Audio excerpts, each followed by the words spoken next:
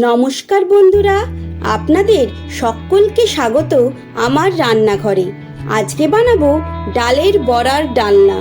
এই ডালনা আমি একদম অন্য রকম করে বানাই। তাহলে চলুন রান্নাটা আপনাদের সাথে শেয়ার করি।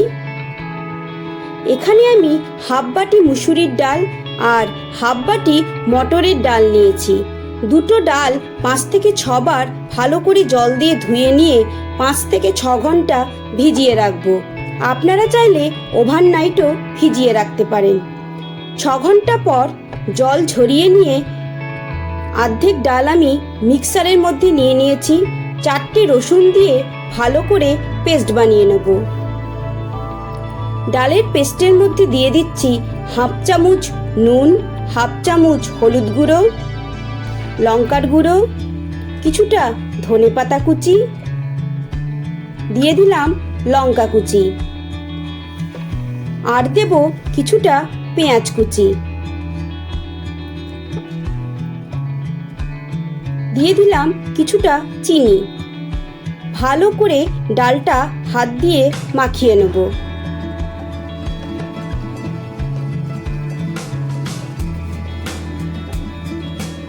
প্যানের মধ্যে আমি 4 চামচ সরষের তেল দিয়েছি। এইবার ডালের বড়াগুলো ফ্রাই করে নেব। এখানে আমি ডালের বড়াগুলো শ্যালো ফ্রাই করব। আপনারা চাইলে ডিপ ফ্রাইও করে নিতে পারেন।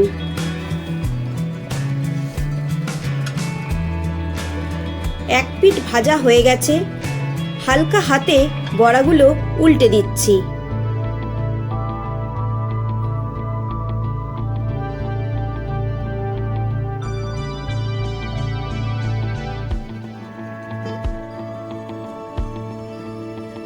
এইভাবে দেখুন চেপে চেপে বড়াগুলো আমি ফ্রাই করে নেব। বড়া ভাজা হয়ে গেছে।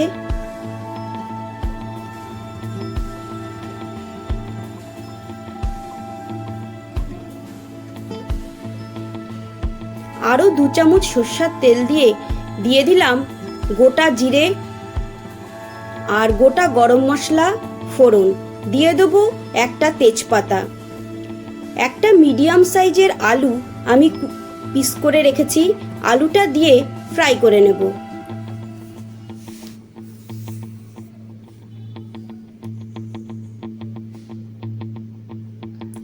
আলু ফ্রাই হয়ে গেছে। এইবার দিয়ে দেবো একটা ছোট সাইজের পেঁয়াজ, কিছুটা আদা আর একটা টমেটো আমি পেস্ট বানিয়ে রেখেছি। পেস্টটা দিয়ে ভালো করে ফ্রাই করব। আপনারা চাইলে এই রান্নাটা নিরামিষও করতে পারেন। সেক্ষেত্রে মুসুরির ডাল, পেঁয়াজ আর রসুনটা স্কিপ করবেন।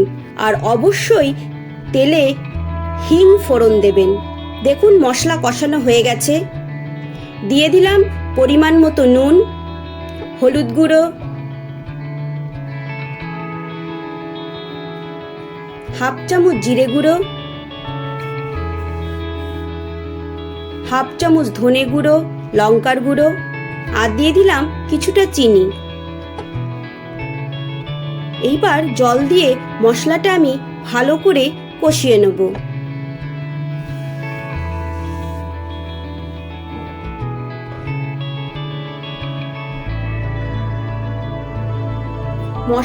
মশলা কষানো হয়ে গেছে।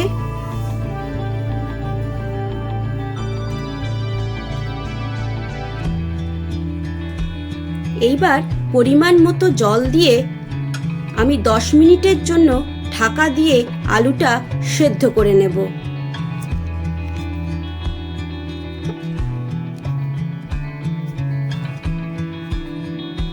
10 মিনিট পর দেখুন আলুটা একদম সেদ্ধ হয়ে গেছে আর জলও অনেকটা শুকিয়ে গেছে। এই স্টেজে আমি ভেজে রাখা বড়াগুলো অ্যাড করে দেব।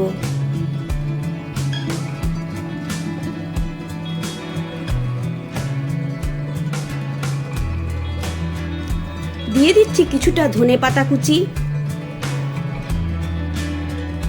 সবার শেষে আমি অ্যাড করব হাফ কাপ দুধ। এই দুধটাই এই রান্নাতে আলাদা একটা স্বাদ নিয়ে আসবে। এই ডালের বড়ার ডালনার স্বাদ যে কোনো মাছ মাংসকে হার মানিয়ে দেবে। আপনারা অবশ্যই এভাবে ডালের বড়ার ডালনা একবার বাড়িতে ট্রাই করবেন। এই রেসিপিটা আপনাদের কেমন লাগলো অবশ্যই আমাকে কমেন্ট করে জানাবেন। ভালো লেগে থাকলে একটা লাইক করবেন, শেয়ার করবেন। আবারও আপনাদের সাথে দেখা হবে নতুন রান্নার একটা রেসিপি নিয়ে। ধন্যবাদ।